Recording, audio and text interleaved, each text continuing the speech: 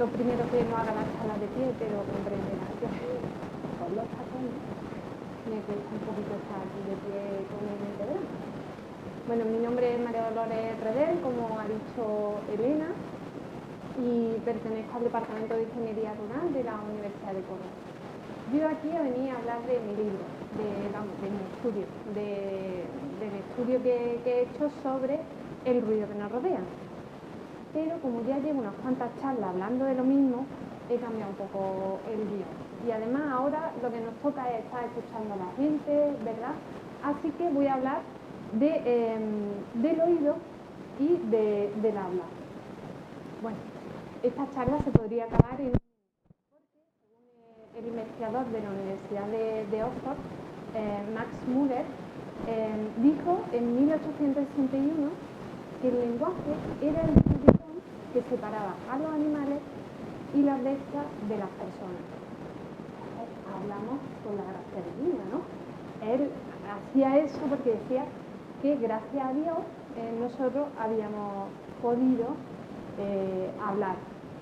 Pero bueno, yo esto se lo desmonto también a él en un minuto. Si llega a ser por la gracia de Dios que hablemos, entonces las mujeres seríamos mudas. Porque a Dios y el feminismo, como que no. Vamos, nos echaron del paraíso por nuestra culpa. ¿Nos va a dar voz o no? Entonces, bueno, ¿por qué hablamos? ¿Por qué y por qué escuchamos? Ahí hay un proceso realmente muy difícil de establecer, porque el sonido es algo efímero. Enseguida que emitimos un sonido, este se deja de transmitir, ¿no? O sea, excepto, como tengo tiempo, ya me voy a enredar, excepto en el túnel con mayor eco del mundo entero. Ese túnel tiene 113 segundos de reverberación. Si quieren lo pueden buscar en YouTube, está en Edimburgo y hay una prueba donde se comprueba que el sonido está pues 1 minuto y pico reverberando aquello, escuchando lo mismo. Pues entonces, bueno, excepto en ese túnel no tenemos ninguna constancia de que nuestros antepasados hubiesen podido hablar o escuchar. Entonces, bueno, hay que echar mano de los fósiles. Pero claro, un aparato fonador en fósil es a través básicamente de los huesecillos, ¿no?, que se puedan encontrar. Entonces, bueno, los primeros animales que salieron a la superficie pues tenían tenían branquias y también tenían pulmones. Estos eran los tetrápodos. Y estos animales, pues claro, estando su oído adaptado al agua, el salir fuera a la superficie, ¿cómo podían escuchar el sonido? Pues para esto la ciencia hace experimentos. Y unos investigadores pues cogieron un pescado, lo envolvieron en una toalla húmeda y entonces le pusieron unos electrodos en la cabeza y ahora lo sometieron a un barrido largo de frecuencias. ¿Y qué ocurrió? Bueno, pues que para frecuencias inferiores a 200 Hz el pez tenía unos estímulos nerviosos en su cerebro y era capaz de captar entre 5 y 8 decibelios. Para que os hagáis una idea, eso es un trombón. Entonces, bueno, nosotros tenemos el oído perfectamente acostumbrado a escuchar muy bien el ruido aéreo, ¿no?, el que se transmite por el aire. Pero cuando nos metemos en una piscina, realmente nos cuesta escuchar. No somos capaces de escuchar bien un sonido debajo del agua, porque no tenemos el oído adaptado. ¿Esto qué quiere decir? Si extraponemos el experimento este del pez a los tetrápodos, ¿qué le ocurría a estos bichos cuando salían a la superficie? Pues cualquier depredador se lo podría comer rápidamente, a no ser, seguro que lo estáis pensando, que el depredador viniera con un trombón. Entonces sí podría escucharlo. Como no es la cosa, pues nada. Bueno, aquí los investigadores no se ponen de acuerdo. ¿Cuándo empezamos a escuchar? ¿Cuándo empezamos a hablar? Es muy difícil de establecer. Y en esa fase, hasta que en China apareció una lagartija de unos 10 centímetros, bueno, 10 centímetros más o menos. Pues esa lagartija, que se llama, Llanoconodon, fue un fósil de hace 135.000 años. Y Y entonces se vio en su aparato auditivo que realmente había una adaptación del oído medio y la cadena de huesecillo se había separado de la mandíbula. Es que no lo he contado, claro. Vamos, es la cadena de huesecillo, esto que viene, que no lo he contado, se me ha olvidado. Pues resulta que nuestro sistema auditivo consta primero del oído externo, que está formado por el pabellón auricular, la oreja, después el canal auditivo externo, que penetra en el hueso temporal, y cualquier onda de sonido pasa a través del conducto del canal auditivo externo y entra llegando hasta el tímpano. El tímpano es la pera. El tímpano es capaz, con solo 9 milímetros, de detectar una fracción de cualquier movimiento que sea una fracción de un átomo de hidrógeno. O sea, un movimiento muy pequeñito es capaz de detectarlo el tímpano. En el tímpano ya empieza el oído medio y está asociado a la cadena de huesecillo, que son muy chicos, son los huesos más pequeños que tenemos, el martillo, el yunque y el estribo, ¿no? Son los huesecillos y se encargan, junto con el tímpano, de amortiguar, o sea, de atenuar o bien de amplificar un sonido. Lo transmiten en una vibración mecánica hasta que llega a la cúpula de caracol. En la cúpula de caracol ese sonido se transforma en un estímulo eléctrico, digamos, ¿no? Y ya somos capaces de percibir ese sonido. Pues bien, con todo esto, lo que quería decir de las lagartijas, que habían encontrado los huesecillos y esa adaptación al oído medio. Pero bueno, esto sería simplificar mucho la teoría evolutiva y todo esto, es decir, que como la han encontrado en una lagartija, a nosotros nos ha pasado lo mismo. Pues no.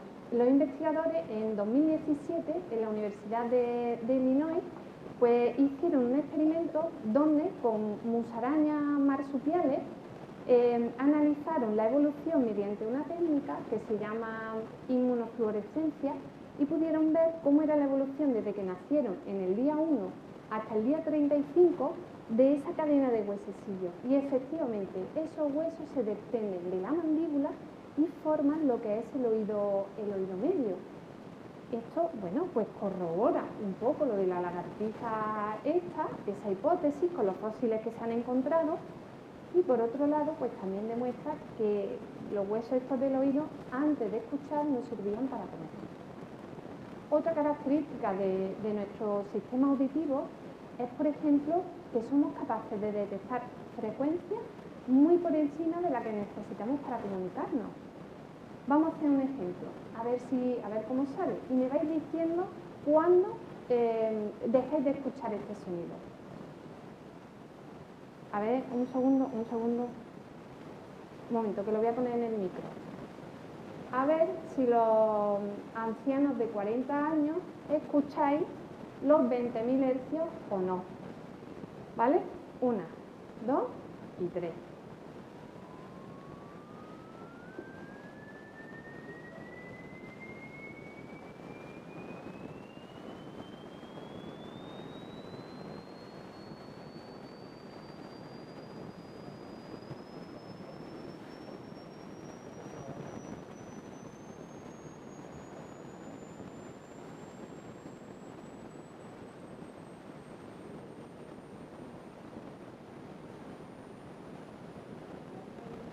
No, se sigue.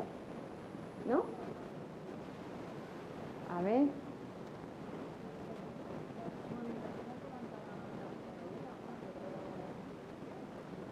¿La habéis oído sí o no?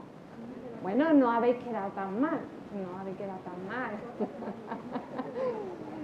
En unos 11.000 y pico hercios. Esto, el oído humano, podemos escuchar desde los 20 hercios hasta los 20.000 hercios. Y sin embargo, una conversación se sitúa por debajo de los 5.000 hercios. Entonces, ¿para qué queremos escuchar tantas frecuencias? Bueno, pues esto es algo, además, que aprovechan muchísimo las compañías de teléfono, estrechar al máximo posible el ancho de banda en las comunicaciones porque no lo necesitamos. Entonces, bueno, ¿para qué queremos nosotros escuchar tanto sonido a alta frecuencia? Ah, y otra cosa, Las 20.000 hercios lo escuchan los niños. Ya los adolescentes de 30 y eso ya estamos perdiendo, bueno, yo no entro dentro de esos adolescentes, yo entro dentro de los ancianos de 40. A partir de ya nos reducimos mucho a los 16.000 hercios más o menos, ¿vale? Aquí os habéis quedado en unos 11.000 y algo, en fin, bueno, no está mal. Te va haciendo una revisión de vez en cuando y ya está. Bueno, pues continúo con los hercios. ¿Para qué? ¿Para qué somos capaces? Pues esto lo ha resuelto un investigador de la Universidad de Toledo. Este investigador ha establecido que el escuchar las altas frecuencias nos permite localizar fuentes sonoras. No me digáis que esto es magnífico. Somos capaces de identificar de dónde nos viene un sonido. Bueno, vamos a hacer una prueba. Si vosotros os ponéis en vuestra casa, o sea, imaginaros que nosotros tenemos. Bueno, y otra cosa muy importante, también el hecho de que tengamos dos orejas. Que no es que Dios supiera que iba a venir una pandemia mundial y nos teníamos que poner las mascarillas. No, las orejas nos sirven muy bien para localizar el sonido. Es decir, nosotros tenemos una fuente sonora aquí, enfrente, pues entonces llega al mismo tiempo a los dos oídos. Si la fuente sonora se sitúa aquí, llega antes a mi oído izquierdo y llega con un cierto retraso al oído derecho. ¿Qué tiene que ver esto con la frecuencia? Bueno, sí, mucho.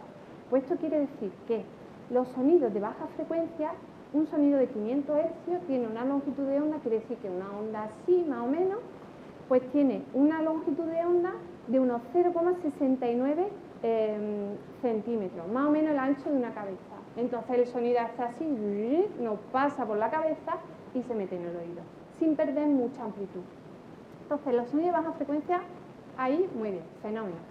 Los de alta frecuencia, como son así una onda muy rápida, pues claro, la cabeza hace de un obstáculo sonoro, hace sombra sonora. Y eso hace que no lo escuchemos, que haya un cierto retraso tanto en la intensidad como a la hora de captar la onda, que me estoy haciendo un lío. Bueno, pues en fin. ¿Y esto qué quiere decir? Yo sé que todo el mundo lo está pensando. ¿Los cabezones que escuchan peor que las personas que tienen la cabeza normal? Pues no. Esto también lo han demostrado científicamente. ¿Por qué? Fijaros, este experimento lo podéis hacer en vuestra casa, tranquilamente, de verdad. Vosotros os situáis y os ponéis dos altavoces enfrente vuestra. Y ahora vais variando de dónde viene el sonido en un altavoz en otro, lo vais modificando y veis con qué exactitud sois capaces de identificar de dónde viene el sonido. Ahora, después, para la segunda parte del experimento, cogéis un caballo y le ponéis también la fuente sonora y veis cómo identifica el caballo. ¿Quién identifica mejor? El caballo. ¿Por qué he dicho un caballo? Pues porque más o menos tiene el mismo diámetro que una persona. ¿Quién identifica mejor? ¿El caballo o una persona? ¿El caballo? ¿Sí? ¿Por aquí? Una persona, Pues sí, somos, también no puedo decir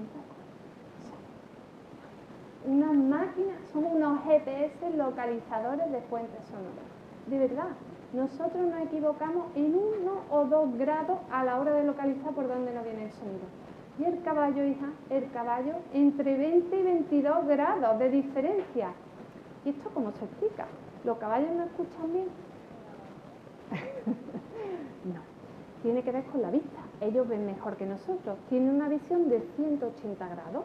Entonces su cerebro pues se hace ahí su movida y yo soy ingeniera, no soy veterinaria y estoy aquí montando un lío biológico que, en fin, bueno, pues se hacen su movida mental y con las imágenes que cogen con los ojos y con lo que le viene del sonido, pues entonces son capaces de localizar bien.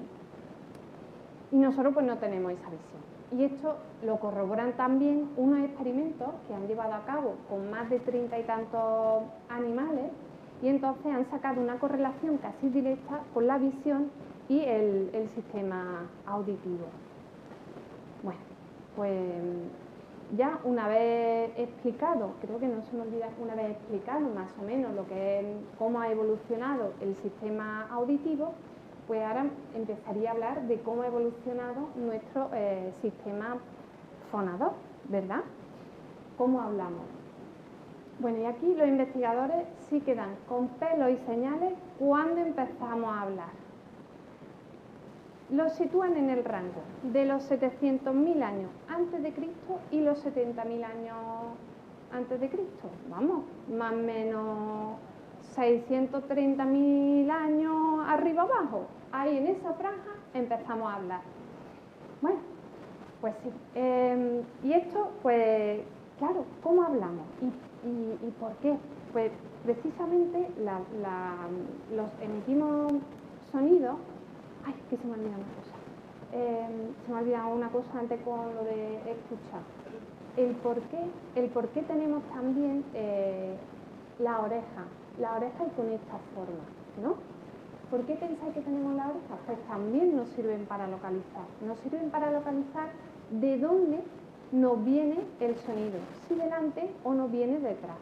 Y eso es muy importante en el mundo de la naturaleza. Imaginaros que sois un animal y estáis escondidos y tienes que saber a dónde te va a venir tu depredador, si te va a meter mano por adelante o por detrás. Eso es muy importante. Entonces, de ahí que tengamos la oreja. No sabemos cómo se nos quedarán después de las mascarillas, pero por eso. Bueno, y continúo con el aparato fonador. Entonces hablamos, ¿por qué? Pues porque realmente pulsamos un aire que hay en nuestros pulmones y ahora llega a las cuerdas vocales. Las cuerdas vocales se abren y cierran, se abren y cierran. Pues ese movimiento de abrir y cerrar es lo que se llama un tono, un pitch en inglés. ¿Quién pensáis que tiene el pitch más grande? ¿Los hombres o las mujeres?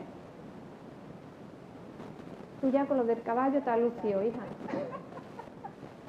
A ver, María José. Las mujeres tenemos el pitch, claro, por supuesto. Las mujeres tenemos una frecuencia de apertura y cierre de las cuerdas vocales de unos 200 movimientos por segundo. Y en el caso de los hombres es 110 movimientos por segundo. Bueno, y en fin, el mecanismo de poder hablar es algo muy complejo. Nos permite, imaginaros que nos permite hablar, nos permite respirar a la vez. Algunos pueden comer, hablar, respirar, lo hacen todo a la vez. Entonces, eso es muy importante. Por ejemplo, cuando en los mamíferos se ha visto que la laringe está muy arriba. Y eso, pues claro, permite poder tragar y poder respirar a la vez. En los bebés esto también ocurre. La laringe está alta para poder succionar y poder a la misma vez poder respirar. A partir del tercer mes y del cuarto año aproximado de vida de un niño, esa laringe va bajando y después baja mucho más en el caso de los hombres. Y en fin, bueno, ¿qué me pierdo? Bueno, y nosotros pues estamos siempre emitiendo sonidos, desde que nacemos hasta que nos vamos, hasta que decimos la última palabra antes de irnos a Riammarra. Estamos siempre hablando. ¿Cuántas palabras dice una persona a lo largo de toda su vida?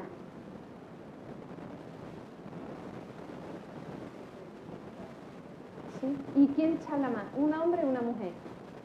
¿Una mujer? Pues no. Ahí somos iguales. Fíjate, hemos derrumbado el mito. El mito que tenemos de charlatana es que con mi suegra, si la media está en unos 500.000, la pobre, en unos 500 millones de palabras a lo largo de nuestra vida, pues lo mismo para el hombre que para la mujer, ¿verdad? Unos 1.500 millones, miles de millones que...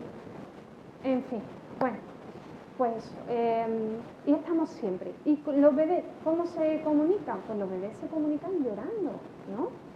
Dicen que niño que no llora, teta que no mama, ¿no? Es un mecanismo de supervivencia. ¿Quién se puede negar a un bebé llorando? Pues claro, ya ahora para que lo atendamos. Hay un estudio con más de 9.000 bebés y estos bebés han analizado el llanto. en los primeros meses de vida. ¿Y qué ocurre? Pues que las primeras semanas, para hacerse más de notar, lloran una media de 2 horas al día, salvo excepciones. Mi niño no lloraba. Bueno, no más que 24 horas al día. Y luego a la semana, a partir de la semana 12, se desciende y ya es una media de una hora al día. Claro, ya tienen otros mecanismos, ya saben. Bueno, no sé si hay alguna embarazada o no, pero que sepáis que hay apps en el móvil en el que te hacen con un mecanismo esto de inteligencia y tal, te dicen por qué está llorando tu bebé. Si llora por hambre, por aburrimiento, por falta de cariño. Yo nunca me la llegué a instalar, palabrita. Bueno, y dicen que son muy fiables, pero científicamente esto deja mucho que desear. Y nuestra voz pues va evolucionando con nosotros. Pero una cosa quería deciros. ¿Quién estableció realmente cuándo empezamos a hablar? ¿Y quién fue? ¿Un español, un alemán, un francés, un portugués? ¿Recuerdan los chistes esos de los 80? ¿Un alemán, un francés? Los jóvenes... Bueno, ¿quién lo ha establecido? Pues un investigador de la Universidad de Alcalá. O sea, ya, y eso ha sido, vamos, en marzo de este año. Los madrileños son capaces de eso y de decir que el flamenco es suyo. Pero pues también han descubierto cuándo empezamos a hablar. Y ellos pues han establecido que fueron los neandertales. Siempre había un debate que si fue el Homo sapiens, los neandertales. Bueno, pues ellos han establecido que fueron los neandertales a base de simulaciones, correlacionando con todos los fósiles que habían encontrado. Y finalmente, pues han llegado a la conclusión de que tenían un aparato auditivo bastante desarrollado y eso también les permitía hablar. Bueno, la voz, pues eso, nos acompaña a lo largo de toda nuestra vida y igualmente que nosotros envejecemos, la voz también envejece. Y bueno, y en la etapa, hemos hablado de los niños, en la etapa de la pubertad ocurre algo muy curioso, que al hombre se le baja aún más la laringe y es cuando se produce ese cambio tan brusco de voz, que tiene su sentido. Es para el apareamiento, es para eso precisamente. Eso también se encuentra en el mundo animal. En el mundo animal, en este mismo mes, ha salido publicado un artículo en el que una rana súper mona, verde, chiquita, y es capaz de haber resuelto un problema que se llama el cocktail party problem, que no es que en una fiesta de cóctel te ponga un vestido largo y tenga que ir con un vestido midi. No. Es realmente que en un entorno muy ruidoso hay veces que es muy difícil seguir una conversación. Pues esta rana, en un entorno ruidoso de la naturaleza de más de 80 decibelios, eso es más ruidoso que una aspiradora no de esas que no despiertan al gatito, sino de la marca Blanca. Vaya, pues es bastante ruido. Y estas ranas han desarrollado un mecanismo, vamos, ya se sabía hace 30 años que las ranas pues tienen un conducto que comunica el oído con los pulmones. Bueno, pues estas ranas además inflan mucho sus pulmones y en ese mecanismo de inflar amortiguan y atenúan, hace como un filtro para captar únicamente la llamada de otras ranas para su apareamiento. Otros animales en estas circunstancias pues dejan lo del apareamiento para otro día en el entorno ruidoso, pero estas ranas no, lo han conseguido. Y bueno, y ya por último, pues decir eso, que la voz envejece con nosotros, que la llamada voz de Frank Sinatra también se ve cómo el paso del tiempo y le insto a que vean por internet, en YouTube, uno de sus últimos conciertos para que vean cómo ha evolucionado su voz. Y por mi parte, pues nada más. Si tienen alguna pregunta o algo que decirme, pues nada, o alguna curiosidad.